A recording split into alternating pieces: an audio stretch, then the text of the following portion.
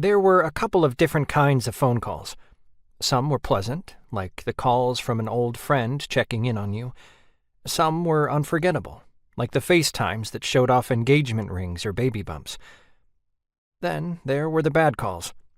The ones in the middle of the night, the sad hellos and the tearful goodbyes. Bad news always ended up being a bitter pill to swallow. But some calls were downright traumatic, like the one I had gotten when I was supposed to be in the happiest place on earth. A private detective I had reached out to was on the other line, and he was breaking the worst news of my entire life. I had become the target of a serial killer. Ever since then, my life changed. Fear commanded my every move. Anxiety gnawed away at me like a living force, feeding off my sleepless nights and restless days. I couldn't write a single word.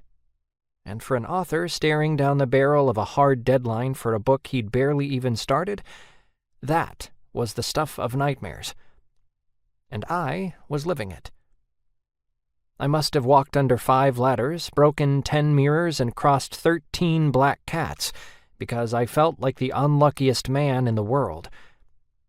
I dragged myself out of bed and managed to shower and brush my teeth, something that had seemed nearly impossible over the last week. All I wanted to do was stay in bed with the covers over my head, like a turtle tucked away in his shell. I didn't want to deal with anything. Why would I when I could get abducted and killed at any moment? That was always quite a sobering thought. Steam still filled the bathroom as I opened the door, the cloud of vapor escaping into the hall. There was a small crack in the mirror that came from the medicine cabinet that was half on the wall and half on the counter. I couldn't really bring myself to fix it.